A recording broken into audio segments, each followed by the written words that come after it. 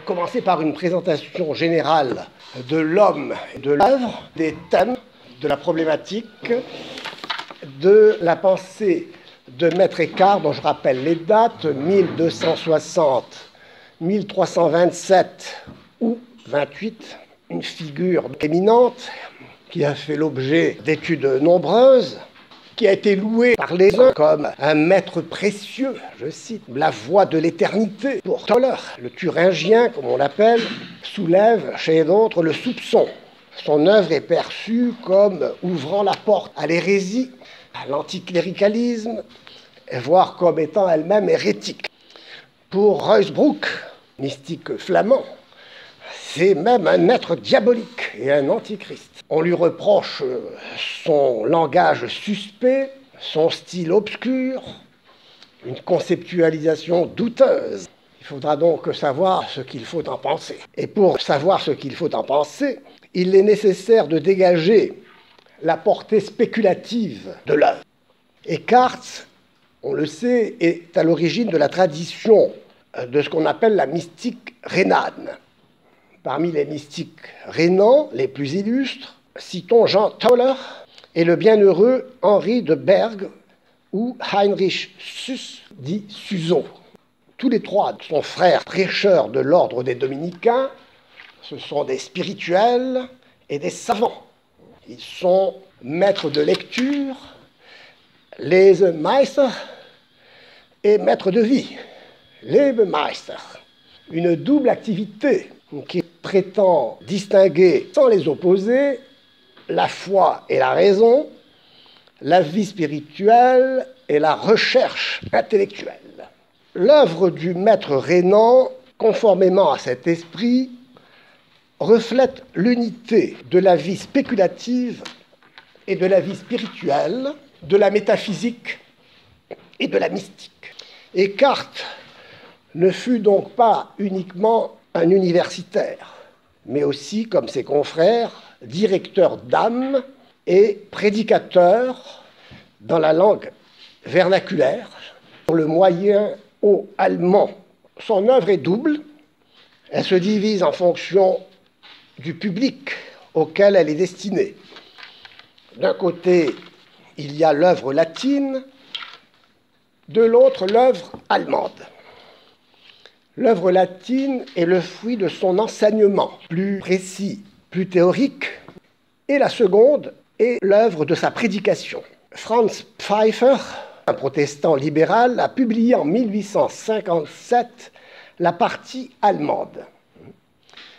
Quant à la partie latine, elle a été publiée par le dominicain de Nifl en 1886. Le premier penche pour une interprétation panthéiste de l'œuvre, le second veut y voir un thomiste orthodoxe, quoique confus et même peu original. Deux interprétations donc opposées de la pensée du maître rhénan. Ce n'est qu'en 1936 que l'édition critique commence à paraître. Achevée aujourd'hui, la grande édition de la Deutsche Forschungsgemeinschaft, association allemande pour la recherche scientifique, est publiée chez Kollmeiner à Stuttgart et a contribué grandement à l'essor des études eckartiennes au XXe siècle. La pensée de Maître Eckhart, nous le verrons, a exercé une grande influence sur l'histoire de la philosophie et de la spiritualité, de Jean Tauler à Luther, de Nicolas de Cuse à Kant, en passant par Giordano Bruno, Spinoza, Jacob Böhme, l'idéalisme allemand, Nietzsche et de nos jours Heidegger. Ses disciples, même rebelles comme Jacques Derrida, Michel Henry, voire Lévinas, qui ouvertement réclament de Maître Eckhart. Cela montre l'impact de la pensée eckartienne, une pensée et une œuvre qui se révèlent être, comme nous le verrons, la source principale de la pensée moderne et contemporaine. D'où l'importance et l'intérêt d'étudier Maître Eckhart et Nicolas de Cuse, qui est un disciple génial. Il faut aussi nous situer dans l'ambiance dans laquelle Maître Eckhart a évolué. Au XIIIe siècle surgissent des mouvements constitués de laïcs voulant répondre à la sainteté chrétienne sans avoir à quitter le monde, et ils axent leur vie spirituelle et apostolique sur la pauvreté volontaire. La recherche de la perfection chrétienne se répand ainsi en dehors des institutions religieuses connues et reconnues. Or, il n'existait pas alors de structure juridique permettant à des laïcs de s'organiser au sein de l'Église. La naissance d'une spiritualité laïque donnait ainsi l'impression d'échapper à l'emprise de la hiérarchie ecclésiastique qui va réagir. Le monde où il vivait, comme souligne l'historien Alain de Libera, était dur et souffrant. La papauté était en guerre idéologique avec l'Empire. Bientôt, la peste ravagerait l'Allemagne. C'était une époque donc dangereuse, une époque de discussion, de remise en cause des vieux savoirs. C'est l'époque d'Occam et du nominalisme, de l'essor de la logique et de la nouvelle physique. C'est dans ce contexte que Eckhart va affronter son époque. Parmi les spirituels d'un nouveau genre, beaucoup étaient des femmes, et parmi elles, nombreuses étaient ce qu'on appelle les béguines. Le mouvement des béguines est né près de Liège, donc en Belgique, vers la fin du XIIe siècle. Il constitue la toile de fond de la spiritualité rhénane. Il parvient jusqu'à Cologne et représente une tentative de renouveau spirituel fondée sur la recherche personnelle de la sainteté chrétienne. Une multitude de femmes célibataires, les béguines donc, se trouvent engagées. On compte plus d'1 millier de béguines à Cologne. Donc c'est un mouvement essentiellement de femmes, sans règles définies, ne recherchant aucune autorisation du Saint-Siège, sans organisation, sans constitution. Leurs engagements ne reposaient pas sur des vœux, mais sur une déclaration d'intention, et ses membres pouvaient travailler normalement dans le monde. Toute chose bonne par ailleurs. La spiritualité des béguines, sous l'influence cistercienne, alliait une mystique affective, une mine mystique, et une mystique spéculative, une Wesenmystik. Les recherches récentes ont mis en avant les liens entre cette mystique vernaculaire des béguines et la pensée de Maître Eckhart. 3 béguines ont exercé une influence directe sur lui. Mechtilde de Magdebourg, qui écrivait en allemand, auteur de Das fließende Licht der Gottheit, la lumière ruisselante de la déité. Une deuxième béguine, Hedwig d'Anvers, qui écrivait donc en flamand, auteur du livre des visions et de poèmes, et enfin Marguerite Porrette, qui écrivait en ancien français, auteur de Le miroir des simples âmes anéanties, et qui seulement d'amour en vouloir et désir d'amour. Prononcé à l'ancien français. Elle a été brûlée avec son livre en place de grève en juin 1310, peu avant l'arrivée de Maître Eckhart à Paris. Maître Eckhart, en s'immergeant dans l'œuvre de ces béguines, en subit en quelque sorte aussi l'influence. Durant toute cette période, un autre mouvement s'était répandu en Allemagne, celui des bégards, appelés aussi les fratricelles ou les frérots. Il constitue un deuxième mouvement indépendant de celui des béguines. Sans se confondre, les deux mouvements finirent par en constituer un seul du nom de frères et sœurs du libre esprit et de la pauvreté volontaire. Je parle de ce contexte, vous verrez, parce que c'est important. L'idée centrale du libre esprit est la déification. Il insiste démesurément sur cette déification en parlant de la déification de l'âme ayant atteint l'état de perfection. Cette perfection est comprise, ou cette déification précisément, est comprise comme un processus de réalisation auto-personnelle sans recourir au culte des saints ni à la médiation de l'Église, et en un mot, sans la grâce. La logique de la doctrine conduisait, sans y prendre garde, à nier finalement toute différence entre l'homme et Dieu. entre la nature et la grâce. Les dérives doctrinales se multiplièrent et se manifestèrent rapidement dans des formules franchement scabreuses et hétérodoxes. Ils affirmaient trouver en eux, dans le fond de leur âme, le lieu de rencontre avec Dieu conçu lui-même comme fond sans fond, Grund ohne Grund. Et nous verrons que le problème de l'unité de l'un commence ici. Ils allaient jusqu'à affirmer que cette rencontre, cette union, se réalisait dans l'intériorité de l'âme sans médiation aucune. Ça, ce qui est important. Ce qui rendait inutile le recours au sacrement et remettait même en question l'Église elle-même comme institution. Ainsi, enseignait-on que la parole de l'homme est celle de l'esprit dans l'esprit, que l'homme uni à Dieu, je cite, doit être adoré comme la chair du Christ. En communion, l'homme porte Dieu à Dieu. Il reçoit Dieu en Dieu. Nous verrons que cette déification va introduire la divinisation de l'homme au sens mauvais de cette divinisation. La confession devient inutile puisqu'on peut confier ses péchés à un autre homme de bien ou les exposer dans son cœur. Les prières pour les morts sont inutiles, prières et jeûnes sont plutôt des obstacles, des entraves à la liberté. Le sentiment du péché, sans être aboli, est, entre guillemets, désinstitutionnalisé. Bon, tout cela, je ne fais que reproduire la doctrine, n'est-ce pas, qui est soutenue par ces mouvements, par cette conception de la déification qui a été résumée en ces mots.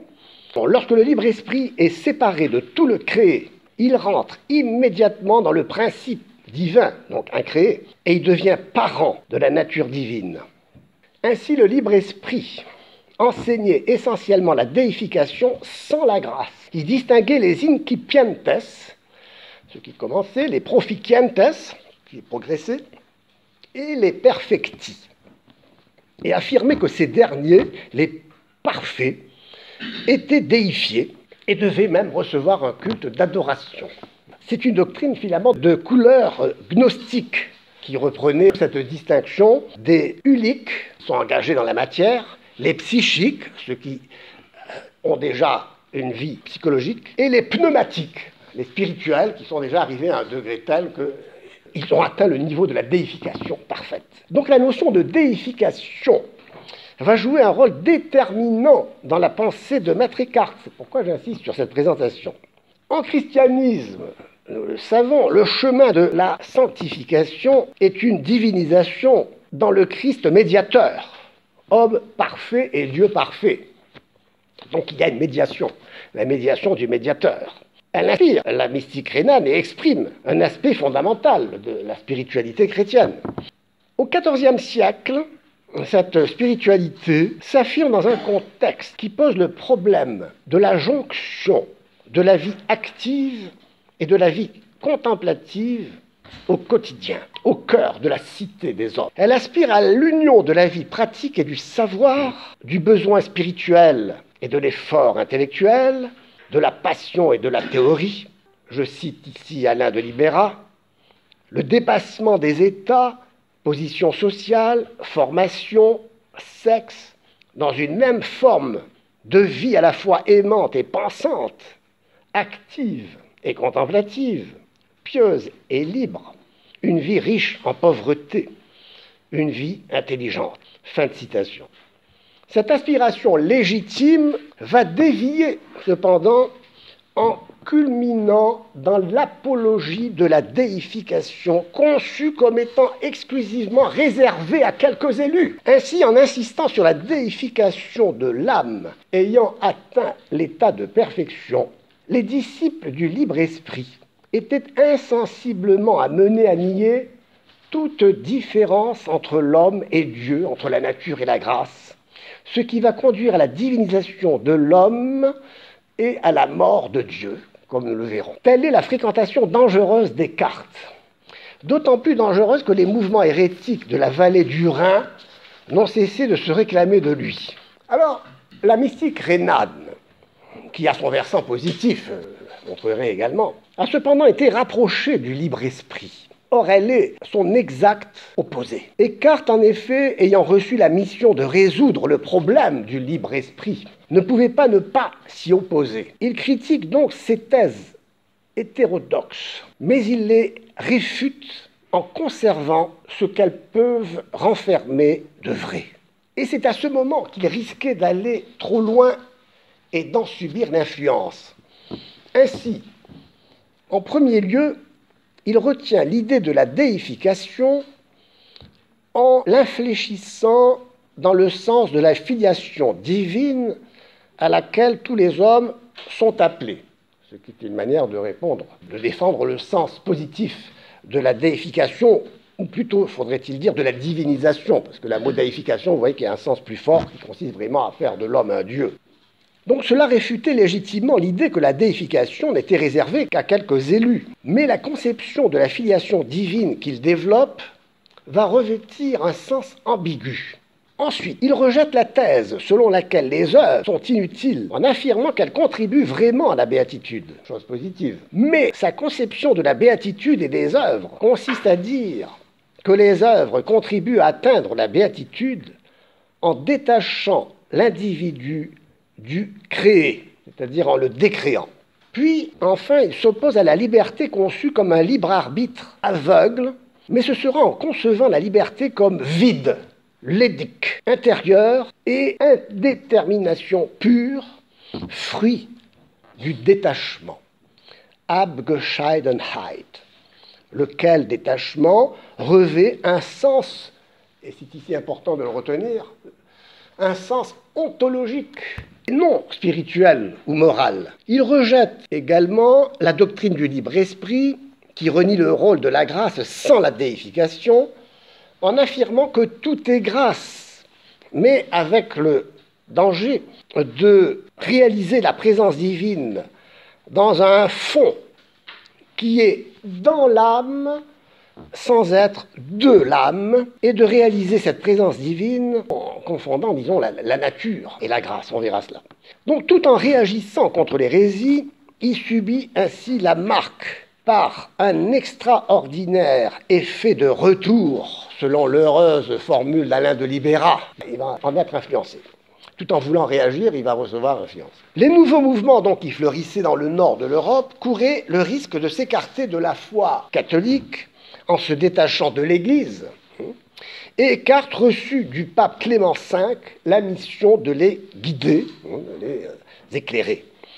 Cette initiative n'était donc pas personnelle, mais correspondait à la cura animarum, aux soins des âmes, comme à une exigence de la vocation de frère prêcheur qu'il était.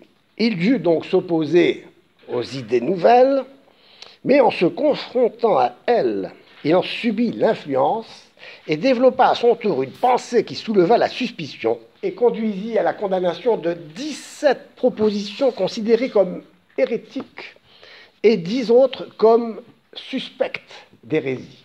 Dans les années 20, 1320, le Thuringien se trouve au faîte de sa gloire.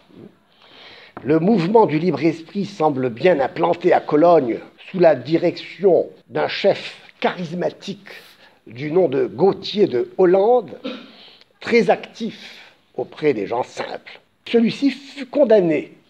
Et sa condamnation entachera l'œuvre et l'action de Maître Eckhart qui va entraîner sa chute. La carrière Descartes, donc, membre de l'Université de Paris, membre prestigieux, parce que c'était rare à être maître, après saint Thomas d'Aquin, qui était maître aussi, eh bien c'était rare d'être maître. Eh bien, la carrière Descartes, membre de l'Université de Paris, s'achève avec le premier procès doctrinal intenté à un maître en théologie. Comment expliquer tout cela? Eh bien, nous allons essayer de le comprendre, de répondre à cette question.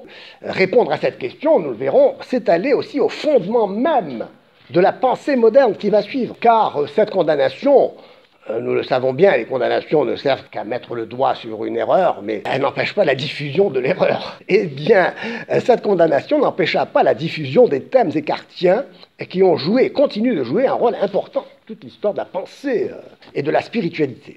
Voilà une petite présentation introductoire qui a pour de nous montrer l'importance de l'étude de cette pensée. Pensée qui est dans le prolongement du néoplatonisme.